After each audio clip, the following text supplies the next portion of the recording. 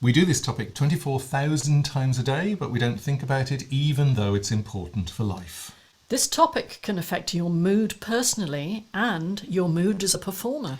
Conductors need to understand this topic, and they don't always, which is why asking the choir to do this on an upbeat is a no-no. Understanding the pattern in songs is so important to making this topic work efficiently. And finally, why one size doesn't fit all. And we ran a survey of singers and singing teachers in 19 different countries. This topic was their number one concern. The topic for the week of February the 28th is close-up of a group of choir singers hoping we'll do something about their biggest worry, other than the conductor, obviously. Troubleshooting breathing.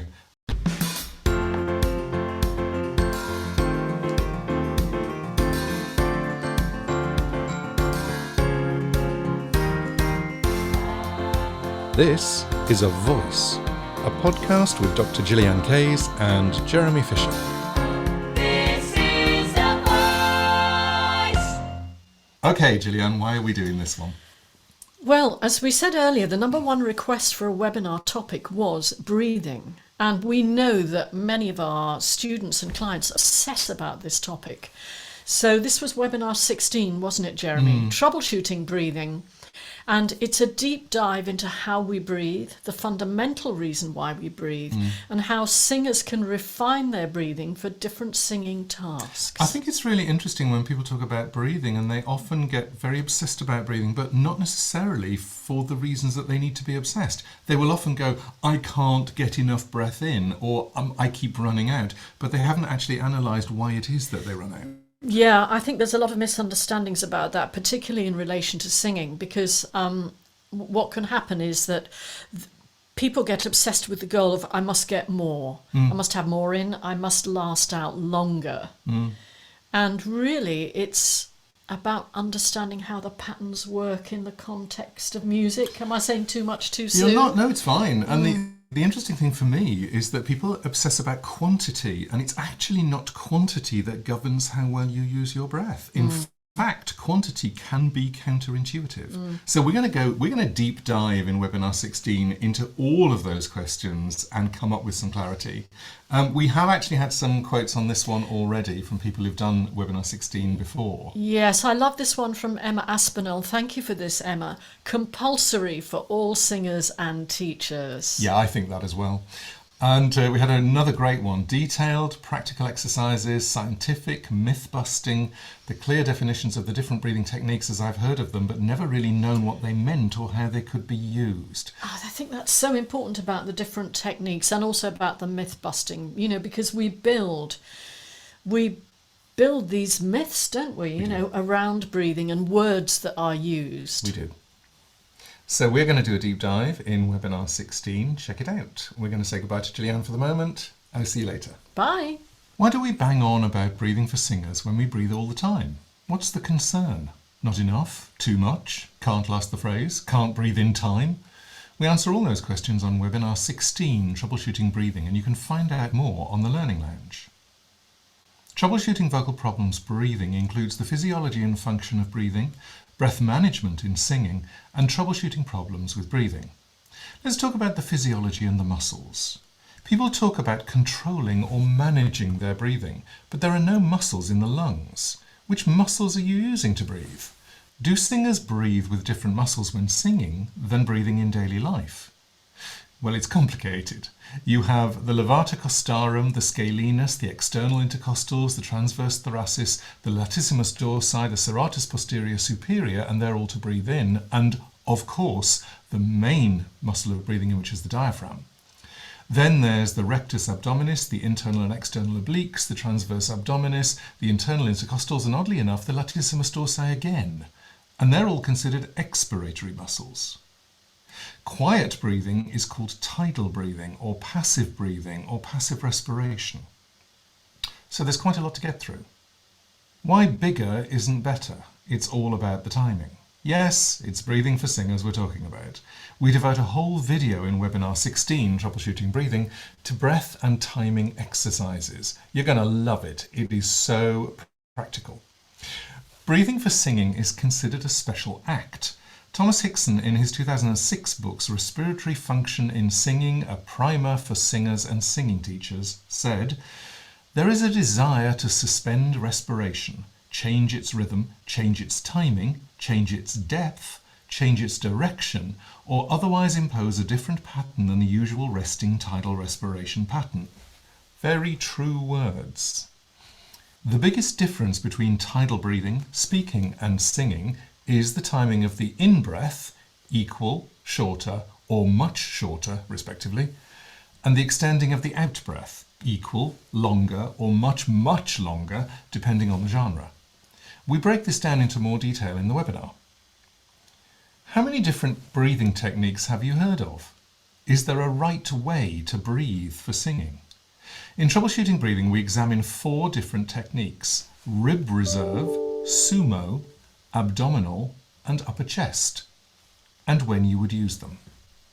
And you can listen to our podcast, This is a Voice, The Breath, on why rib reserve and accent method are opposite breathing techniques. Oh, and by the way, in that podcast, I also demonstrate what happens to my voice following an old breathing technique. Here's an excerpt.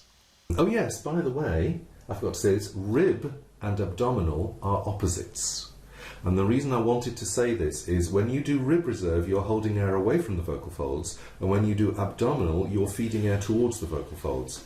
So to be honest, if you're doing a balanced version of both of them at the same time, it's sort of pointless because they hold each other back. Oh, no, I'm going to have a little moment of disagreement, because I think the kind of combination that Sheila's talking about and that I talk about is using the abdominal breath and using rib stabilisation, so that you're actually allowing the ribs to move down slowly, whereas proper rib reserve, which is what we asked you guys to do, was to keep the ribs held out at all times. Now I'm being very literal because I'm talking about 50% of each.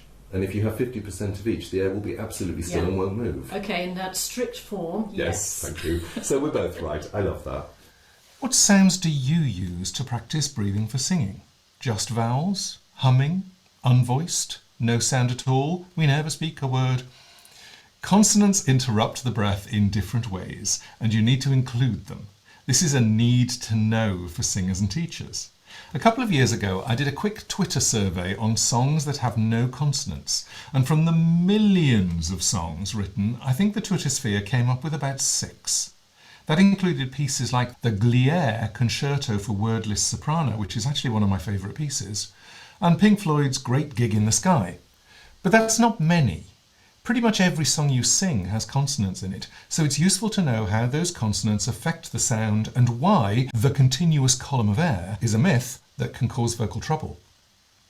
One size doesn't fit all. Yes, we have said that before.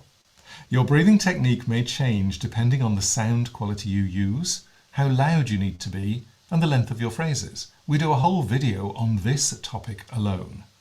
It's a weird myth that's still around. I still meet singers who try to take the same amount of breath in, no matter how long, short, quiet or loud the phrase is.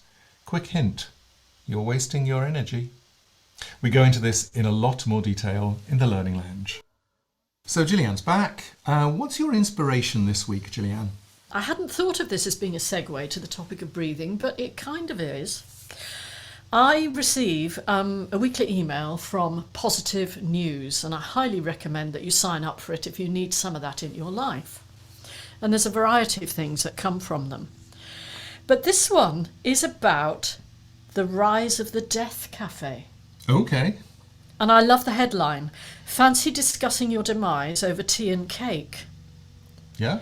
And We've actually done that ourselves. Well, absolutely, yes. Having a chat about death with a cup of tea in one hand and a slice of carrot cake in the other might sound unusual. But in fact, death cafes have been surging in popularity during the pandemic. Originally set up in UK in 2011, organisers say the objective is to increase awareness of death with a view to helping us make the most of our finite lives. More than 10,000 death cafe meetings have taken place in 70 countries over the past decade. That's amazing. I love that as an inspiration. And there's a need to talk about death and dying. We've always had that need.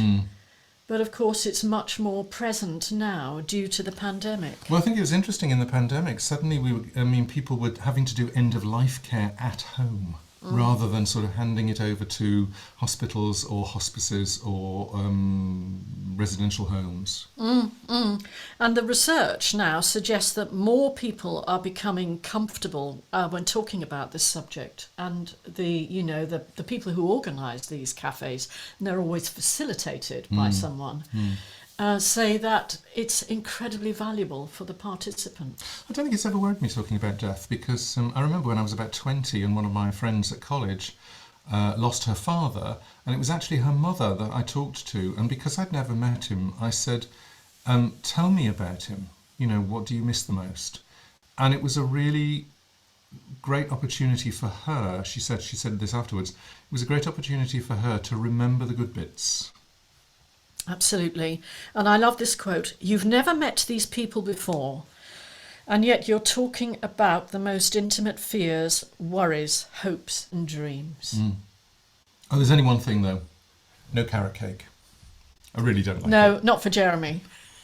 Any other cake is fine. So we'll put the link in the show notes. Yes. Do check it out. It's actually really quite inspiring. Yes.